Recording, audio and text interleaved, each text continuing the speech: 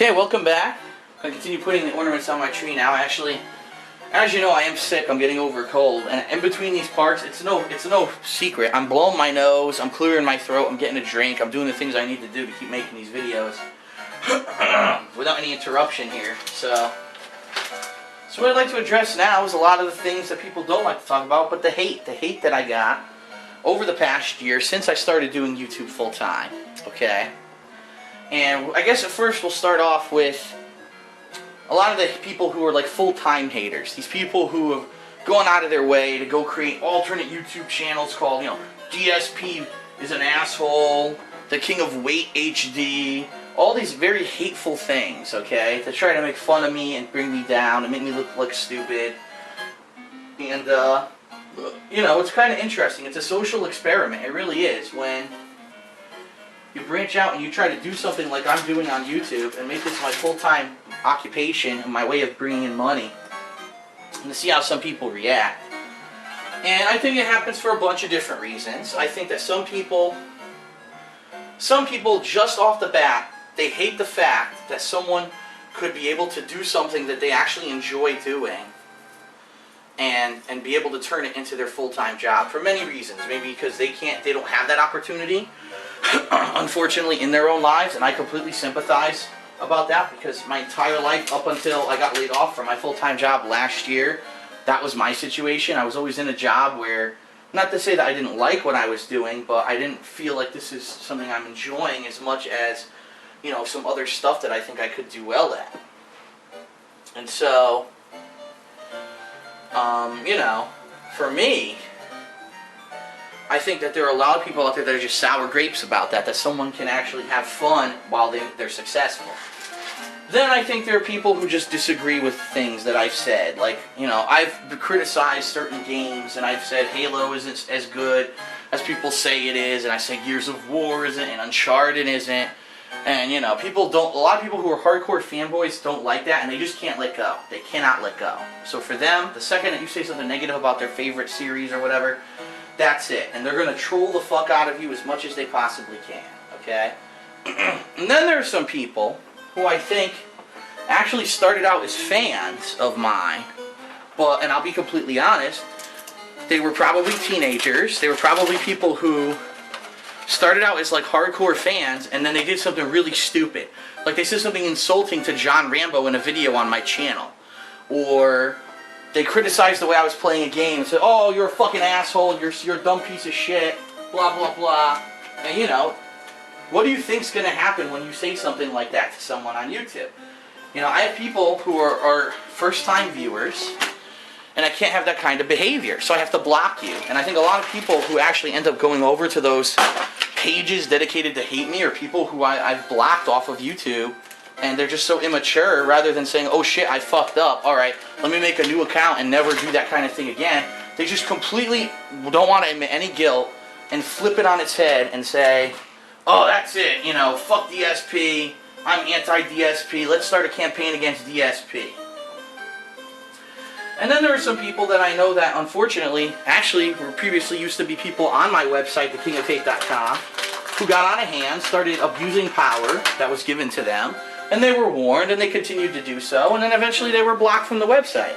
And, when you're trying to operate a website that serves multiple business purposes, including not only having an index of my videos on the main page, but being a place where people can go and discuss my content, where people should be free to go and vote on things like my funniest moments of 2011. They don't want to be abused by someone who's power hungry. So, unfortunately, I think a couple of the people involved with the whole hate DSP movement are those kind of people. So, it is what it is. You're always going to have haters when you're doing something right. When you are successful and you're doing something right, you will always have haters, okay? And that goes for anything, whether or not you actually deserve being successful or not. Because I'm going to be honest, there are people in this world who are successful for absolutely no reason. And I'm going to call them out, but, more power to them. The Kardashian sisters, everyone from the Jersey Shore, like, there's no reason for those people to be popular. What quality do they have? Are they entertaining? Are they funny? Do they have a job skill? Nothing. It's just because they exist and they were placed on television, they've become famous. But you know what? There's haters, but you know what? They did their thing, and I don't know how they did it. They milked it somehow. How the fuck they did it, I don't know, because I sure as hell can't do it. Like I said, I'm a workhorse. I gotta put out thousands of videos to be successful. These people somehow just get their faces on TV, and they're fucking international superstars, but you know, they have their share of haters too. Anyone who's successful is gonna have their share of haters. What can you do? That's my whole mentality on it. But now, see how long this video is going, I'd like to branch out from this topic. Alright, we got some time. And I'd like to address a particular group of haters, a particular group of people who have taken it upon themselves to continuously bash me, to continuously say stupid negative things about me behind my back, despite the fact that I never talk about them at all, okay? And when I do, it's always in a positive light 90% of the time. And you might be wondering what I'm talking about. I'm talking about the fighting game community. I'm talking about SureYouCould.com. I'm talking about stream commentators. I'm talking about people trying to blow me up on streams, alright? So the first thing I have to say is, just so everyone knows, anyone who's ever done this stuff, I don't know anything about it. I don't watch fighting game streams, okay? I'm far too busy right now doing shit like this, you know, things that normal humans do. We put up a Christmas tree to celebrate Christmas. We're not sitting there watching a live stream of fucking NEC at home, okay? Now, I can understand if you're a hardcore fan of Street Fighter why you do that, but I'm busy doing things. I don't have time to be sitting around watching fighting game streams. So, all these people who say this shit about me because they're trying to get a pop, this is what it is, it's just like wrestling. They're trying to get a cheap pop. Oh shit, this guy said talk shit about DSP on the stream. Let's spread the word. And then someone will send me a PM about it, and you'll have people chatting about it. Who gives a fuck, alright?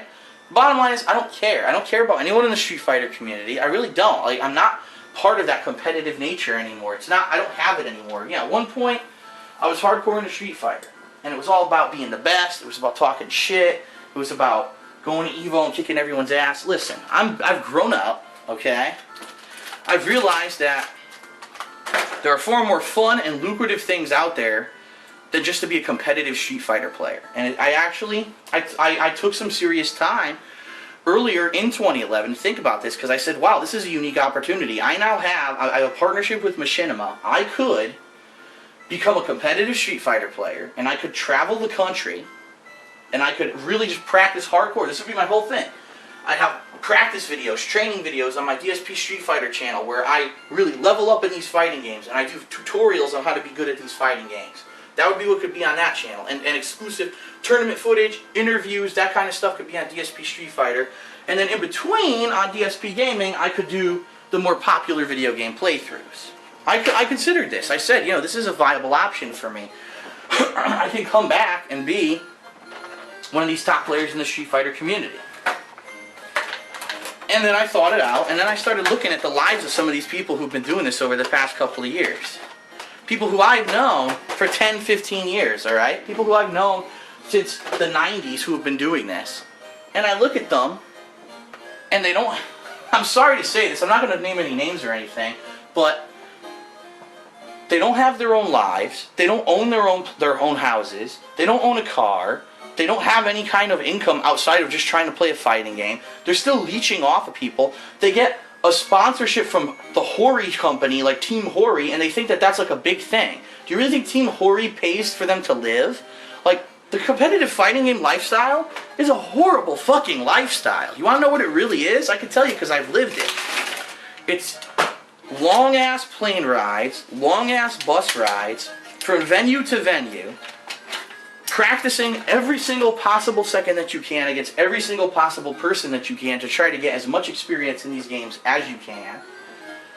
Sitting in a fucking ballroom for endless hours waiting for your name to be called. Eating disgusting fast food 99% of the time because you're always on the move. And then, win the tournament, rolling the dice. Are you going to get a good matchup in the tournament? Are the odds going to be against you, and the person you end up fighting first round is the guy who picks the character who counterpicks your character? There's so many factors and things that you need to consider when it comes to competitive fighting games. And I'm sorry, but I evaluate these people, you know, their lives and what I've seen them do. And even I would even go as far to say, the best players in the world, Daigo and Justin Wong, I wouldn't want their lives. I would not want to have to travel as much as they do, have to do as much as they do.